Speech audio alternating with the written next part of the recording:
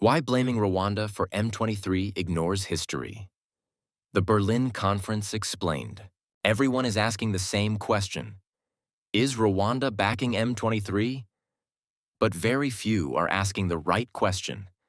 To understand M23, we must go back, not to today's war, but to 1884, to a room in Berlin, where Africa was divided without Africans. To understand the conflict surrounding M23 and the accusations that Rwanda backs the group, we must go back, not to today's headlines, but to 1884, 1885, to a meeting held thousands of miles away from Africa, the Berlin Conference. The Berlin Conference. Africa divided without Africans. At the Berlin Conference, European powers sat around a table and divided Africa like a map on paper. Without African representation, consent, or understanding of ethnic, cultural, or historical realities. Straight lines were drawn across the continent, splitting ethnic groups, kingdoms, clans, languages, and communities. One people could suddenly find themselves citizens of different countries overnight, not because they moved, but because a border was drawn through their land. This is the original sin of Africa's modern conflicts. The Great Lakes region. A colonial fracture. In the Great Lakes region, communities such as the Banyarwanda, people who share language, culture, and ancestry, were split between what later became Rwanda, the Democratic Republic of Congo, then Belgian Congo, Uganda, Burundi. For centuries, these communities lived, traded, married, and governed together. Colonial borders did not erase identity, but they did create citizenship problems, political exclusion, and insecurity that still Congo's unfinished statehood.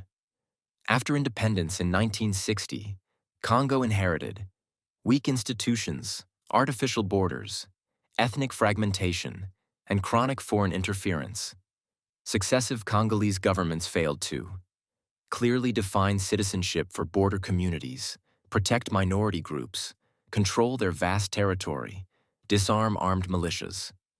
As a result, Eastern Congo became a vacuum filled by armed groups, local, foreign, criminal, and political.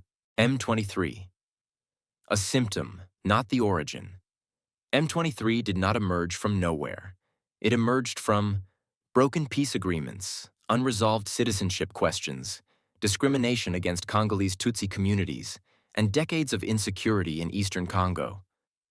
Whether one supports or condemns M23, it is intellectually dishonest to reduce the conflict to a single narrative. Rwanda backs M23. That explanation is simple, but history is not. Rwanda's position: security, not expansion.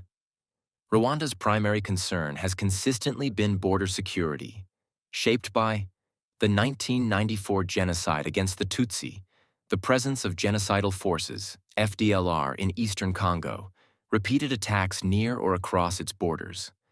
From Rwanda's perspective, instability in Eastern Congo is not an abstract issue. It is an existential security threat. This does not automatically translate to backing M23. It reflects the reality of a neighbor living next to a collapsed security zone created by colonial borders and post-colonial failures.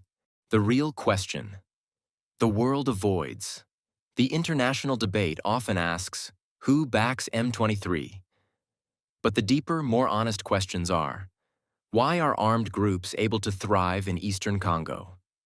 Why has citizenship remained unresolved for decades? Why do colonial borders remain sacred while African lives are not? Why is Congo still paying the price for Europe's 19th century decisions? Conclusion: history matters without the Berlin Conference. There would be no artificial borders, no divided communities, no permanent identity crisis in Eastern Congo. M23 is not the cause of the problem. It is a symptom of a much older wound. Until the international community confronts colonial responsibility, structural state failure, and regional security realities, conflicts like this will continue, and simplistic blame will replace honest solutions. To understand M23, we must go back to Berlin,